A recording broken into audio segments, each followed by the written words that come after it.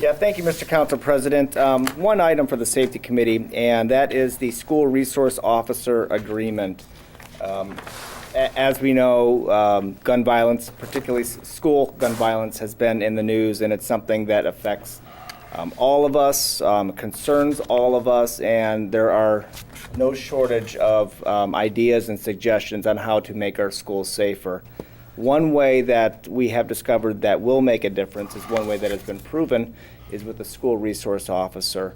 So it is going to be the proposal that I'd like to bring forward next week, the authorization of permitting the mayor to sign the agreement, essentially hiring a second school resource officer. We do have one school resource officer currently that is assigned primarily to the high school. The second school resource officer will be assigned to Learwood Middle School, and also that gives us the opportunity for both school resource officers to interact with all the schools, contact with the school, and they're also in favor of this idea of adding a school resource officer to Learwood. Recently, in the last few years since we've had a school resource officer, a lot of his time has been spent in Learwood addressing some of the issues. So this gives us an opportunity to put an officer there, and as with any situation, I'm always in favor of putting one of our officers into a position where they can interact with the community, and specifically in this situation, the younger community.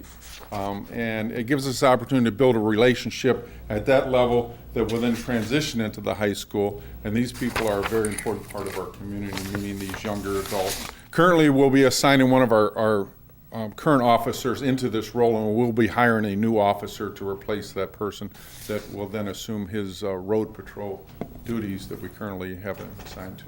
We've been in preparation for this, so we are prepared to have an officer at Learwood School at the start of the school year in the fall, or I think the kids might not think it's fall, but August. And we're prepared, and there is a training program, a week-long training program that we do have the officer enrolled in late July. So we will be prepared in August for this person to start and be assigned to Learwood Middle School. The backfill of the person, we're in the hiring process now as far as hiring someone to replace them. So dependent upon the person we're able to hire and the training of that, hopefully it works out in the timing. Mr. President, the next item is Council Chamber Audiovisual System Contract. This matter deals with upgrades to City Council chambers and its audiovisual equipment. The audiovisual equipment in this chamber is somewhat dated by modern standards, going back 10 or more years. Certainly useful and still functional, but just barely. And there's systemic problems with the equipment throughout the legislative year. As a consequence of that, the Council President requested that the Digital Media Department investigate upgrades to City Council's chambers with respect to audiovisuals. Mrs. Cagley, the Digital Media Director, investigated some opportunities with different vendors and recommended sound systems as a vendor to provide,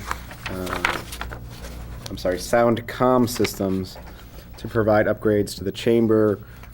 It will be all sorts of upgrades from wiring to video cameras to microphones to document cameras and other kinds of equipment for computers.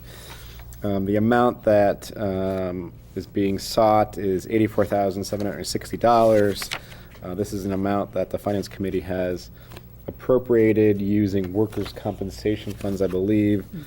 So provided that is approved by City Council, that appropriation, that this contract would be funded and within the budget.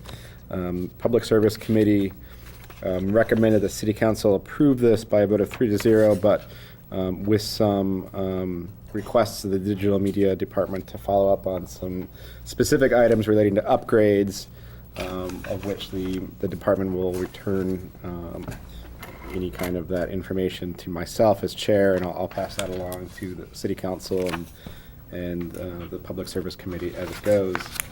The intention, Mr. President, is to install this equipment during council recess, which, as we all know, is coming up soon. And so in order to get this approved and the work done in a timely fashion, I would seek suspension of the rules and emergency passage on the first reading to get this contract in place so work can begin as soon as City Council is on recess. Thank you. Item that is an app for residents to report city issues, including sharing issue locations, submitting photos, and mobile device off their phone. So it's a different way to communicate for residents where they can, for example, if you have a pothole in the street, you can take a photo of it, need some additional information, send it to the city, and the city can identify it and get on it right away. There's other items, such as a light post that's out, and there'll be a menu of items once we look at it that the residents will be able to use. But it's a different way of communicating, and when I discovered it, actually initially out of New Haven, Connecticut, and then I also did some research and with the help of Barb Cagley from the Avon Lake Television. She also has done research on this. And to develop the app, we're going to use a local Avon Lake firm, Emerge. They were both presentations, both in finance and again in public service. And the initial cost of this was around $15,000 with about a $784 yearly fee. Anything else you wanted to add to the sheet? We went through the type of items there are, the outstanding debt that's current, and then the pay down was about $2,246,000. The only other thing I would like to say is that these are going to be sold competitively in one lot. So all of these notes will be sold in a total with the company who offers the lowest net interest cost. That is the interest rate minus a premium would calculate then to a net interest cost for a period of 1 year. Whoever's the lowest in that bid will in fact receive the notes. Okay.